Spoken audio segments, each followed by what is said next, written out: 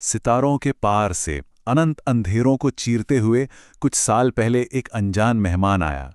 एक ऐसा मुसाफिर जिसने विज्ञान की दुनिया में तूफान ला दिया। वो आया, उसने हमारे सोलर सिस्टम से एक झलक दिखाई और फिर हमेशा के लिए वापस उसी गहरी खामोशी में खो गया। ये कहानी है ओumuamua की। सोचो, 2017 में एस्ट्रोनॉमर्स ने आसमान में कुछ ऐसा देखा जो पहले कभी नहीं देखा गया था। ये कोई आम एस्ट्रॉइड नहीं था, ना ही कोई जाना पहचाना कॉमेट। इसका शेप अजीब था, बेहद अजीब। और सबसे हैरान करने वाली बात, जब ये सूरज से दूर जाने लगा तो इसने रफ्तार पकड़ ली, बिना किसी इंजन के, बिना किसी धक्के के। तो ये था क्या? कोई कुदरती पत्थर या फिर कुछ और? चलिए इस पूरे रहस्य की तह तक चलते हैं। तो ये सब शुरू कैसे हुआ? आखिर कैसे इस अनोखे मेहमान पर हमारी नजर पड़ी? कहानी शुरू होती है 19 अक्टूबर 2017 को। हवाई में बैठे पैन-STARRS 1 टेलीस्कोप ने इसे पहली बार देखा और कैलकुलेशंस ने फौरन साफ कर दिया कि ये हमारे सोलर सिस्टम का है ही नहीं। इसका रास्ता यानी ऑर्बिट हाइपोबोलिक था। सिंपल शब्दों में, ये किसी और सितारे के घर से आया था और अब कभी लौट कर नहीं आएगा। इसे नाम मिला ओumuamua। हवाईन भाषा में इसका मतलब है दूर से आने वाला पहला संदेशवाहक। पर अफसोस, जनवरी 2018 आते आते ये इतना दूर और धुंधला हो गया कि हमारे बेहतरीन टेलीस्कोप्स भी उसे देख नहीं पा रहे थे। इस रहस्य को सुलझाने के लिए वक्त बहुत बहुत कम था। लेकिन इतने से वक्त में भी ओumuamua ने साइंटिस्ट के सामने कुछ ऐसे सवाल खड़े कर दिए जिनके जवाब आज तक नहीं मिल पाए हैं। ये एक ऐसी कॉस्मिक डिटेक्टिव स्टोरी है जिसके सबूत खुद एक पहेली हैं। तो आखिर इस चीज में इतना अजीब था क्या?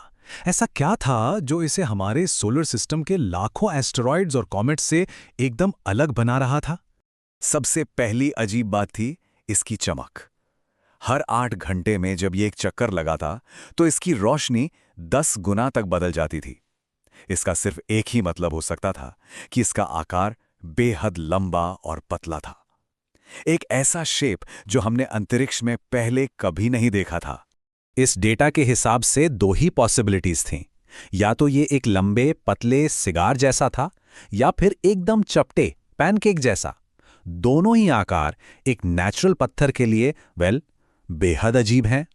दूसरी हैरानी वाली बात, ये एक कॉमेट की तरह बिल्कुल बिहेव नहीं कर रहा था।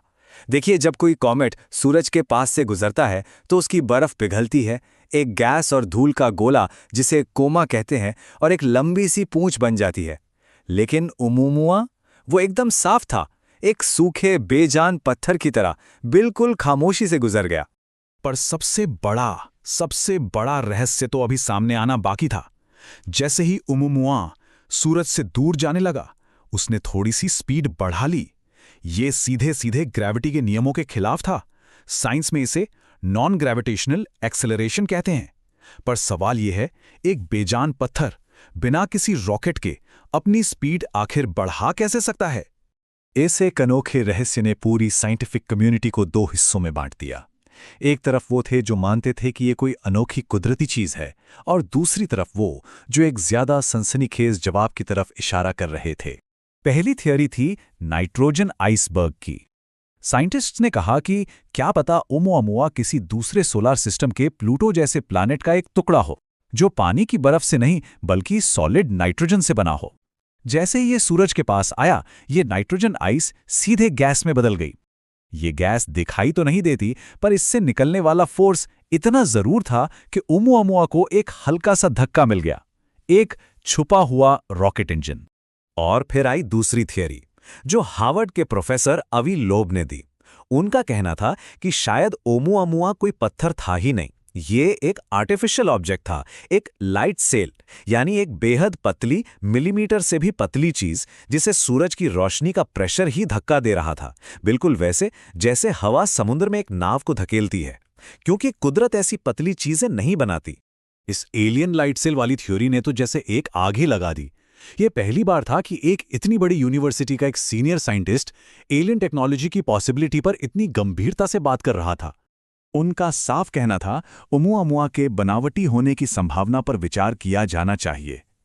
ये कोई मनगढ़ंत कहानी नहीं, बल्कि डेटा पर आधारित एक साइंटिफिक हाइपोथेसिस थी।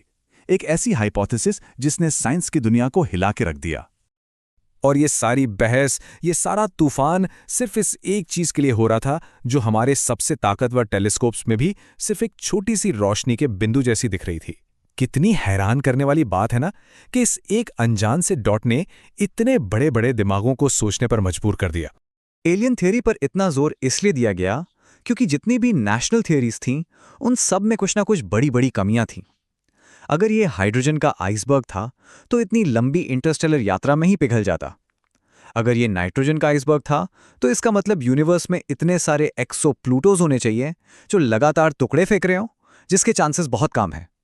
और अगर ये धूल का एक गोला था तो सूरज की गर्मी के सामने टिक ही नहीं पाता। हर नेशनल एक्सप्लेनेशन पर एक बड़ा सा क्वेश्चन मार्क था। ओumuamua का रहस्य शायद अब हमेशा रहस्य ही रहेगा, लेकिन इस एक मुलाकात ने साइंस के लिए एक बिल्कुल नया दरवाजा खोल दिया है और अब साइंटिस्ट्स अगली मुलाकात के लिए तैयार हो रहे हैं। भले ही वो अनजान मेहमान हमसे बहुत दूर चला गया हो, लेकिन उसने हमें एक चीज सिखा दी है कि हमें अपने आसमान में सितारों के पार से आने वाले इन मुसाफिरों पर गहरी नजर रखनी होगी। उसने इंटरस्टेलर एस्ट्रोनॉमी का एक पूरा नया चैप्टर शुरू कर दिया है। और इसी से पता चलता है कि साइंस कैसे आगे बढ़ती है। अब 2 बड़े प्रोजेक्ट्स इस काम में जुट गए हैं। पहला द गैलीलियो प्रोजेक्ट, जिसे आवी लोब ने भी शुरू किया है। इसका मकसद है ओumuamua जैसे ऑब्जेक्ट्स को ढूंढना और उनकी हाई रेजोल्यूशन तस्वीरें लेना। और दूसरा है प्रोजेक्ट लायरा, जो एक ऐसा स्पेसक्राफ्ट डिजाइन कर रहा है जिसे लॉन्च करके अगले इंटरस्टेलर विजिटर के पास भेजकर उसे नजदीक से स्टडी किया जा सके। हम अब सिर्फ इंतजार नहीं कर रहे हैं, हम तैयारी कर रहे हैं। ओumuamua पहला था पर आखिरी नहीं। उसके बाद 2I बोरिसोव और हाल ही में 3I एटलस जैसे इंटरस्टेलर कॉमेट्स भी देखे जा चुके हैं। ये इस बात का पक्का सबूत है कि आसमान से आने वाले मेहमान अब कोई कहानी नहीं बल्कि एक हकीकत हैं। तो सबसे बड़ा सवाल यही है, जब अगला अनोखा मेहमान आएगा तो क्या हम उसके राज जानने के लिए तैयार होंगे, या वो भी ओumuamua की तरह आएगा, हमें हैरान करेगा और वापस अंधेरे में गायब हो जाएगा? इसका जवाब आने वाला वक्त ही देगा। सितारों